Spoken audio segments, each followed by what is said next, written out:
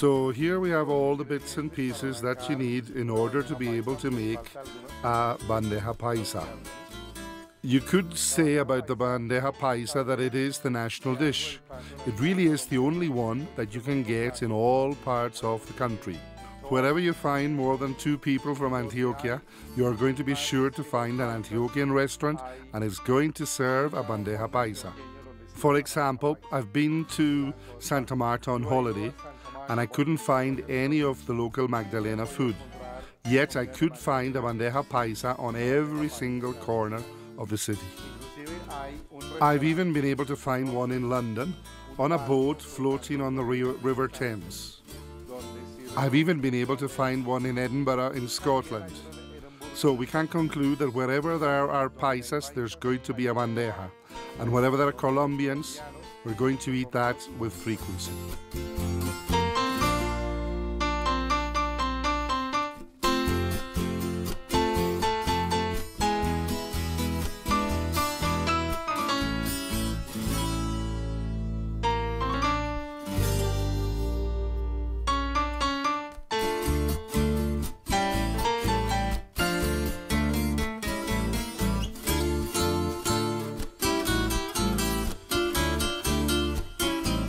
The quality of your bandeja paisa depends completely on the quality of the beans you use.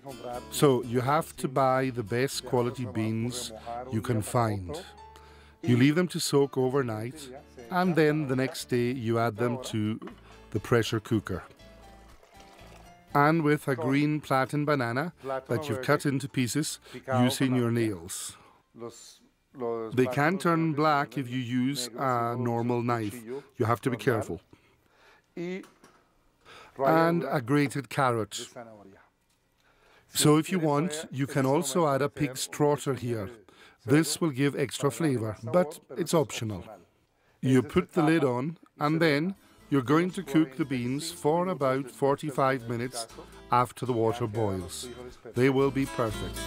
So the next thing we're going to add are slices of mature platten banana. You fry them in lots and lots of oil and you fry them until they've got this really lovely golden color, which is just what I want for my dish. Small black puddings. Colombian black pudding is, in my opinion, the best in the world. And you'll find that in Spain, all the great writers of cooking books recommend that we should use Colombian black pudding in Spanish dishes. It's got rice and one of the mint family. Chorizo sausage. It's been fried and it's ready to put into the dish. And a Colombian white rice. Everybody knows how to make it. And the Creole sauce from Antioquia. It's more or less equal parts of tomato and scallions. So we add a little bit of color or saffron if you've got it, and now it's ready to add to the beans and we use it to decorate the dish.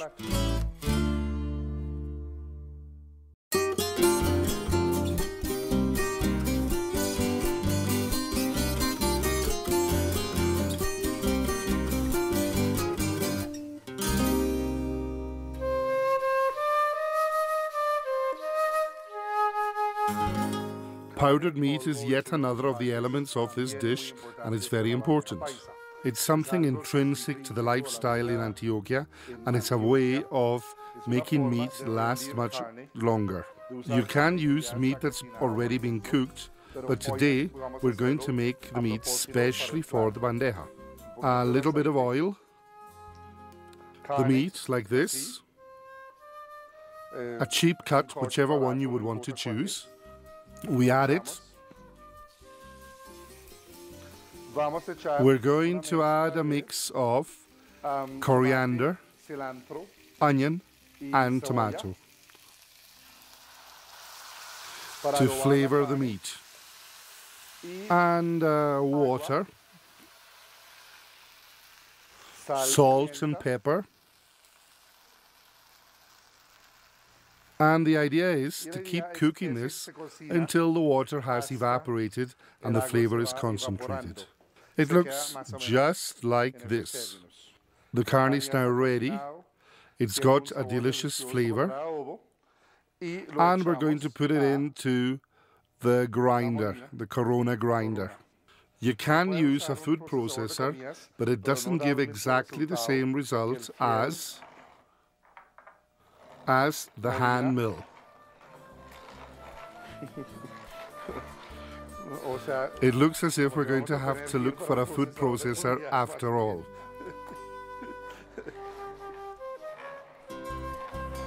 Well, it's not the best example of how to use the grinder, but you can see what the meat should look like. It should be much finer than the ground meat you're used to buying, and of course it should be much drier. This is the powdered meat that people from Antioquia use.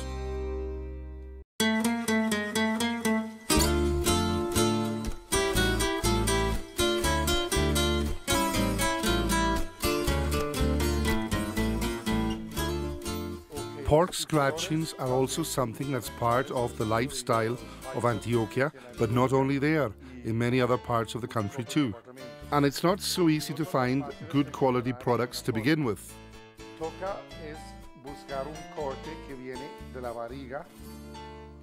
The cut should come from the pork belly, and of course we have to open up little cuts so that it can form the pork scratchings much more easily. So we rub it with just a little bit of bicarbonate. This helps us to get the result we're looking for. It has to be really crispy. We add it to the frying pan. We'll rub it with just a little bit more bicarbonate, but not too much, because if we do, we can spoil the taste. We add water. So we let it cook in the water, and of course the water evaporates. So the pork begins to give out its own fat, and finally it fries in this, till it arrives at exactly this point. It's quite easy. All you have to do is let the water evaporate and then let it fry. Once it comes to the point of frying, you cannot leave the pan alone. You've got to watch it very carefully. This is a good scratching made in Bogota. The ones in Medellin are even better.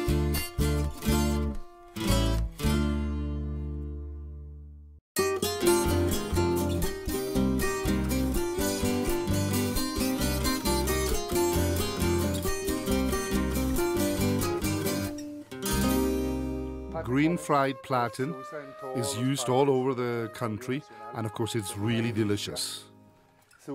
You use green plantain banana. Here we have it peeled and cut up, and of course you add it to the hot oil. And we let it get to a light golden color. It has to have this really nice color before we move on to the next step. Moving it just a little bit. The oil must be really hot, because if it isn't, the food is going to absorb lots of it. And I'm looking for a really crunchy finish. This needs a few extra long minutes until now I can detect the odor of the green plantain banana. It's really lovely. Outside the country, it isn't so easy to find green plantain banana unless you live in one of those really cosmopolitan cities where there's a large Latin population. So we take them out of the oil and we add them to water with sliced garlic. The garlic is going to give extra flavor. The water is going to help us to get that really crunchy finish. You should use a banana press in order to flatten the patacon just like this. Then you add it to the oil to fry again. The second frying is in order to give it the crunchy finish that you can see it's got there. This is the way a patacon should look.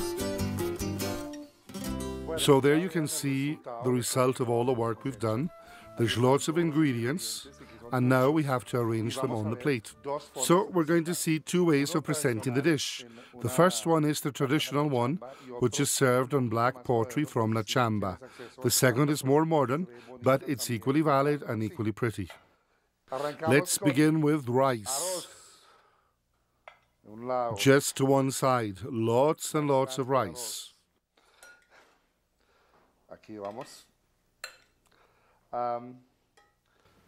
Okay, let's add the black pudding just to this side.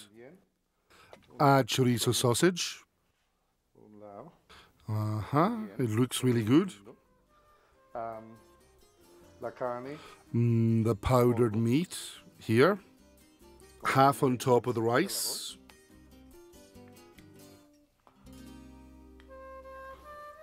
Very good. And now the scratchings. They're really, really good. The beans, you can almost say they're the center, the essence of the dish.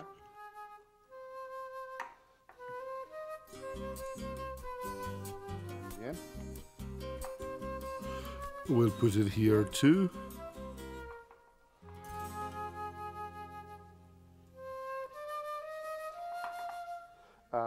We're missing some green plantain banana. We'll put one here, another one over there, and just one more. You've got to be really kind with the portions here. I can guarantee you that this is the only meal you're going to eat in a day.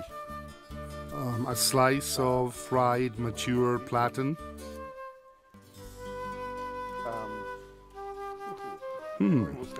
Got to find some more space for the avocado salad. Let's look where we can put it. Here. And on top of everything goes a little bit more of the Antioquean Creole sauce. And to finish it off, and I really mean to finish it off, we're going to add a fried egg. It's my personal opinion that this fried egg doesn't go well in the dish, but the paisas use it, so we have to do it too. I suppose that this dish was born in the last century when the Antioqueans were colonizing their department, and they really needed extra protein and calories in order to cut their farms out of the wilderness. And here we have calories for lots and lots and lots of things. Here's the bandeja paisa.